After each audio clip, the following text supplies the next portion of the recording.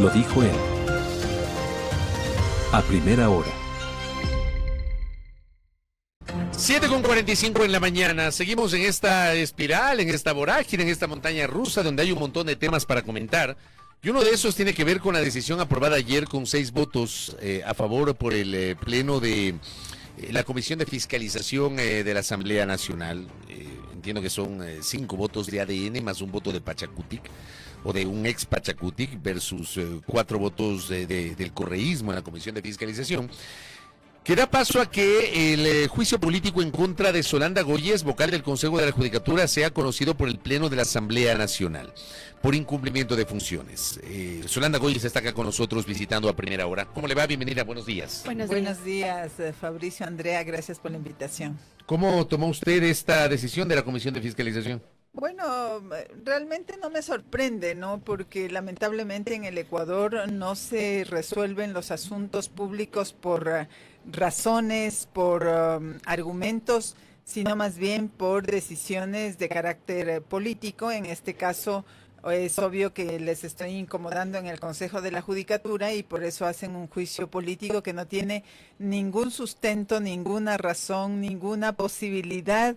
En un país medianamente democrático no prosperaría un juicio político así. Es más, sería una vergüenza presentarlo, porque lo que se cuestiona es un hecho intermedio, es un hecho de procedimiento como es el que yo me retiré de una sesión, pero no se ve el tema del fondo. ¿Por qué?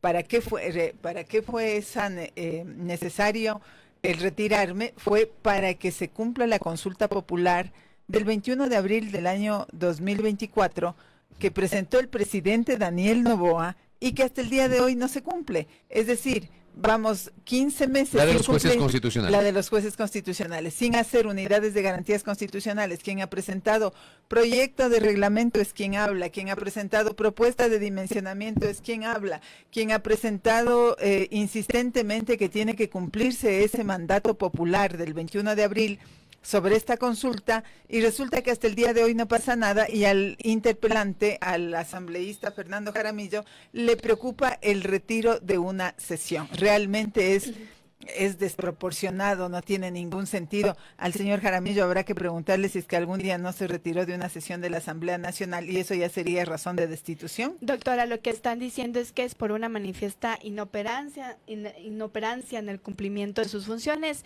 y le han dicho incluso que está relacionado a un boicot en la creación de un reglamento para la selección de jueces constitucionales. No, ese es un relato construido de manera maliciosa, ¿no? Pretenden decir que eso habría boicoteado. Entonces, ¿quién está boicoteando ahora para que no haya las unidades de garantías constitucionales? Les preocupa una sesión en donde yo asistí, escuché los informes, pedí con antelación que hiciéramos una reunión entre los 3 vocales porque no era posible emitir un reglamento que no cumpla la especialidad. ¿Y dónde quedan los 60 millones de dólares que el país gastó, que el país invirtió en esa consulta popular? ¿Es una burla?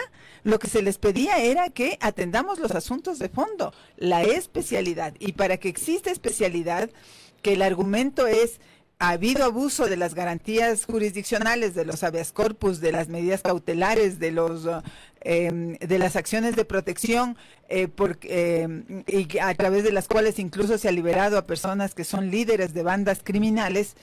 Hay toda una queja pública, queja del propio Estado en ese sentido, y el día que tenemos que hacer los jueces de garantías constitucionales, se pone como regla que un abogado recién graduado podría concursar y podría ser juez de garantías constitucionales.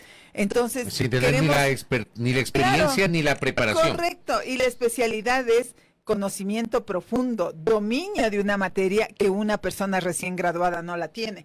Esas fueron mis observaciones. También el tema de probidad, que se pongan los elementos, los formularios, las disposiciones claras para que haya apertura de los postulantes de sus cuentas a fin de que se haga un control anterior y no posterior cuando ya se lamenta recién allí se hacen los procesos disciplinarios. No se trata de eso, sino más bien de escoger con anticipación bien.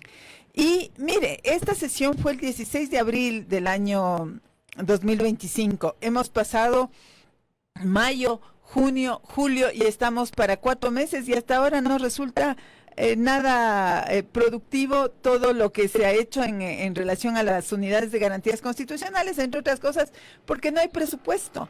Hay un déficit de 110 millones de dólares de los informes técnicos que tiene el Consejo de la Judicatura, y si no hay presupuesto, entonces no puede haber unidades. ¿Por qué les molesta que yo me haya retirado para exigir que se cumpla la Constitución en una sesión? Retirarme después de escuchar y de advertir que es necesario cambiar para hacer bien las cosas, porque si no implica una pérdida Pero de usted 60 lo que le millones de están dólares. acusando es de un bloqueo que deriva en este incumplimiento de funciones. ¿De eso le están acusando a usted, de haber bloqueado? Ellos dicen bloqueo. Claro, ellos dicen que ha habido un boicot para no aprobar el reglamento. Resulta que después tuvimos una reunión entre los 3 vocales, acogieron gran parte de las observaciones, la única que no acogieron fue la de paridad, pero sí se puso un incremento en la medida de acción afirmativa a favor de las mujeres. En todo lo demás, lo que he descrito fue acogido y se aprobó, queda subsanado. Eso en derecho público está resuelto. Es realmente lo del juicio político, es un distractor para buscar cómo esconder las cosas profundas de la crisis de la función judicial.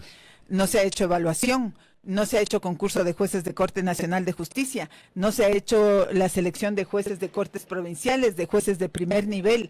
Es decir, hay una deuda tan grande y lo que se busca es juzgar, encontrar el chivo expiatorio para desviar la atención. Antes de hablar de eso, cuando ocurre este episodio que usted está relatando y que termina siendo el argumento por el cual el asambleísta interpelante la quiere llevar a juicio político, ¿ustedes estaban solo 3 o estaban más integrantes en la judicatura? ¿Estaba todavía el doctor Mer Benavides en la judicatura? Ya no estaba. ¿Estaban solo los 3? Solo los 3. El doctor Mer Benavides renunció en marzo y esta sesión fue el 16 de abril.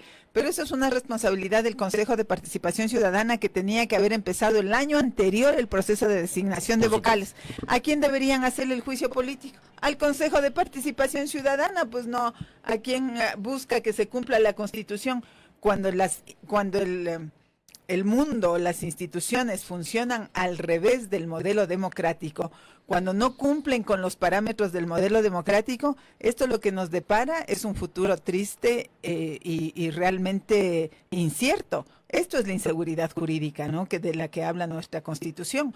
Por lo tanto, yo creo que tienen que replantearse un poco, porque teniendo tan poco tiempo como asambleístas ya están cometiendo una serie de errores profundos. Doctora, usted en la Comisión de Fiscalización también hablaba de algunos frentes abiertos contra usted. ¿Cuáles son aquellos? ¿Qué más? O sea, es decir, aparte de este juicio político en la Asamblea Nacional, ¿qué otros frentes abiertos tiene usted? Mire, una de las cosas que yo quiero dejar muy claro es que hice un análisis de las resoluciones en las que yo he participado dentro del Consejo de la Judicatura desde que me principalicé. Y están alrededor de 200 resoluciones hasta la fecha y más del 98% hemos actuado en unanimidad. Y la diferencia, ¿no?, de criterio ha sido mínima y resulta que aún eso molesta. Y entonces en el Consejo de la Judicatura, teniendo yo el cargo ahora de vocal, ¿no?, como no pueden sino hacer juicio político por el ser vocal y les molesta seguramente mi voz pública, el hecho de que asisto a los medios de comunicación, de que digo las cosas internamente, de que pongo por escrito las observaciones para evitar inconstitucionalidades e ilegalidades, y creo que todo eso molesta. Resulta que se han pedido 2 auditorías de Contraloría que son faltas de objetividad. ¿Por qué? Yo no le temo a la Contraloría. Yo tengo ya hechas varias auditorías de Contraloría sobre mi gestión en el mundo de lo público, pero se pretende castigar lo positivo. Una de las gestiones que yo realizaba cuando era directora de acceso era trabajar con la cooperación internacional con el objeto de que existan recursos para que el Consejo de la Judicatura pueda desarrollar sus actividades. Pues ahora se está cuestionando eso, indicando que son recursos que debieron haber entrado al Consejo de la Judicatura y no a que maneje un ente administrativo a través de un organismo no gubernamental, cuando eso fue aprobado por el donante. El donante, que es el dueño del dinero, en los convenios dice que el donante es que los dineros le corresponden soberanamente al gobierno que nos dio la cooperación. Y eso se está buscando cómo manipular con el objeto de encontrar responsabilidades que no existen, pero además de presionarme. ¿Por qué? Porque el hecho de tener una auditoría de Contraloría implica que uno tiene que destinar tiempo a defenderse, a buscar información. Hasta el día de hoy no me han entregado la información, he pedido insistentemente, no tengo información para defenderme. Y así, hay otra auditoría sobre la nulidad del concurso de jueces de Corte Nacional de Justicia del 2024 sobre la base del pedido de que tenemos que oxigenar el área de talento humano y había que buscar nuevos elementos. Sugerimos otros elementos ad honorem para que ayuden a trabajar, a revisar solamente hacer cuestiones de comprobación de información de requisitos formales y ahora eso se quiere hacer mirar como que fuera una irresponsabilidad. Déjeme insistir sobre todo respecto de sus argumentos y sus presunciones, porque usted ha señalado que no hay un argumento de peso para que pretendan llevarla a juicio político. ¿A usted quién la quiere sacar? Porque quien impulsa este juicio político es un asambleísta del oficialismo. ¿Es ADN el que le quiere sacar? Usted está diciendo pues eso. Yo le pregunto. ¿Es asambleísta? O sea, yo hablo del asambleísta porque, a ver, pasa exactamente lo mismo que con Gonzalo Almar Molestina. Gonzalo Almar Molestina que con una causal ridícula, porque hay que revisar nomás la parte argumentativa del juicio político contra el consejero del Consejo de Participación Ciudadana y Control Social. Hablo de causal ridícula porque en todo caso, si quieren llevar a juicio político, debería ser a los jueces del Tribunal Contencioso Electoral y no al consejero del Consejo de Participación Ciudadana. Pero lo hace un asambleísta de ADN. En su caso también. Puntualmente yo le pregunto. No lo afirmo yo, le pregunto a usted. ¿Es el gobierno que le quiere sacar de la judicatura? Mire, ¿cómo funcionan los parlamentos? Por bloques. Y este es un bloque de ADN, no es que el asambleísta actúe de manera individual. ¿Es el gobierno que le quiere sacar a usted de la judicatura solita? Es ADN que está en el parlamento y que está en el gobierno. Le preguntaba nuevamente, entonces usted había dicho que en Contraloría se abre este proceso, pero en Fiscalía también hay una denuncia. En Fiscalía hay una denuncia sobre una falsedad donde dicen que la doctora Yolanda Yupangui y su equipo, y quien habla con mi equipo, habríamos generado una especie de red para venta de cargos. Así de grave es la denuncia. Pero ¿sabe quién pone la denuncia? Un anónimo que dice: soy funcionario del Consejo de la Judicatura, pero solicito que se guarde la reserva, y se crea un correo electrónico para poner esta denuncia totalmente falsa. Y el presidente del Consejo de la Judicatura, lamentablemente, coge y remite esa denuncia a la Fiscalía para que se convierta en noticia del delito. Es una falsedad, es un pasquín. No llega ni siquiera a pasquín, porque el pasquín usted sabe que es una reflexión política de oposición en un determinado escenario. Ese es el concepto tradicional del pasquín. Claro, pero esto ya no es ni pasquín, este es incluso puede derivarse en el cometimiento de un delito por parte de esta persona que construyó esta denuncia y institucionalmente se la vuelve formal. Lo mismo sucede con una de las auditorías de Contraloría, supuestamente por denuncias que pidieron que sean reservadas. Todo es reservado en este país.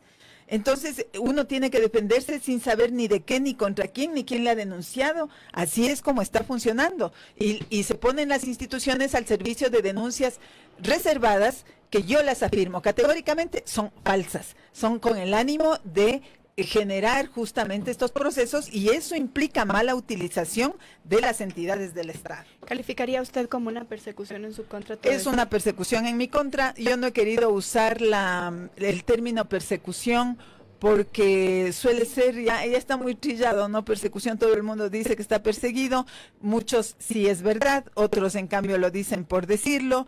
En este caso para cambiar la terminología, más bien he hablado de presiones, ¿no? Hay presiones que lo que se buscan sobre todo es que uno no tenga la voz firme, la voz... yo no soy ni siquiera crítica porque estoy de acuerdo con la reforma judicial. Si la que más ha propuesto la reforma judicial y la que planteó la agenda desde el año 2024, cuando nadie se atrevía, por ejemplo, a hablar de evaluaciones. Usted no ha de haber oído a nadie en el pasado hablar de evaluaciones de los jueces. ¿Por qué? Porque siempre hay una reacción de los jueces de oposición a aquello, ¿no? Porque ellos prefieren que no haya evaluación.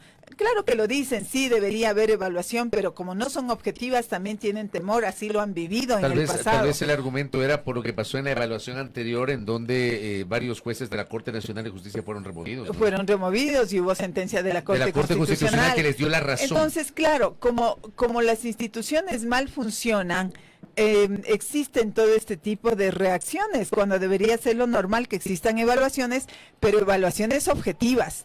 Allí, por ejemplo, una crítica a la ley de integridad pública en la reforma que hacen al Código Orgánico de la Función Judicial. Ahí hablan de que tenemos que hacer evaluaciones adelantadas, realizar la evaluación a jueces y fiscales adelantadas.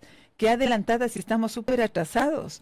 Entonces, ¿de dónde sacaron qué implica esto de la evaluación adelantada cuando es una evaluación atrasada la que tenemos? Entonces, yo creo que la molestia es porque yo he hablado, he planteado propuestas, he dicho lo que hay que hacer y pues es totalmente incomprensible porque, repito, el 98% y más de las decisiones que se han tomado en el Consejo de la Judicatura se han tomado por unanimidad. Yo no sé si le alcanza el tiempo a la Asamblea Nacional para eventualmente votar la censura de destitución contra usted, para lo cual necesitará 77 votos.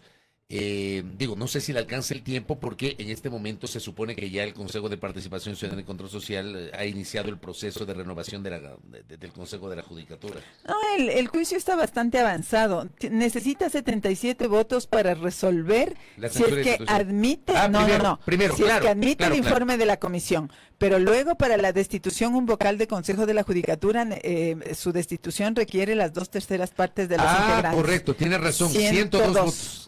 Tiene toda la razón, en su caso. Claro, hay otras autoridades para las cuales se requiere 77. El caso de ustedes es igual de los ministros de Estado que se requiere mayoría absoluta calificada. Yo dudo que haya votos para esa censura de destitución. ¿Usted qué cree? ¿Habrá votos? Bueno, yo lo que puedo decir es que el bloque de Revolución Ciudadana hasta la fecha ha venido absteniéndose, ¿no? Esa ha sido su postura. El día que comparecía la comisión, ellos tuvieron hicieron una serie de reflexiones y de preguntas, porque esa era la metodología que se dio paso, y en ese sentido ellos hicieron algunas consultas en donde se veía la preocupación que tenían del funcionamiento del Consejo de la Judicatura y mirando más hacia el fondo sobre las razones de la existencia o no del juicio político. Correcto, Solanda. Veamos qué pasa con esto. Lo que dice Solanda es cierto, no había caído en cuenta que para el caso de la judicatura se requiere mayoría absoluta calificada.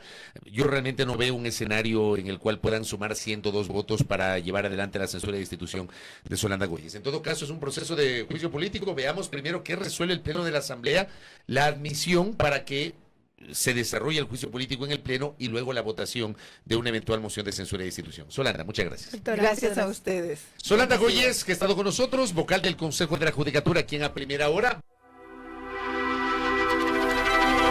Primera plana. Todas las noticias, todas las voces.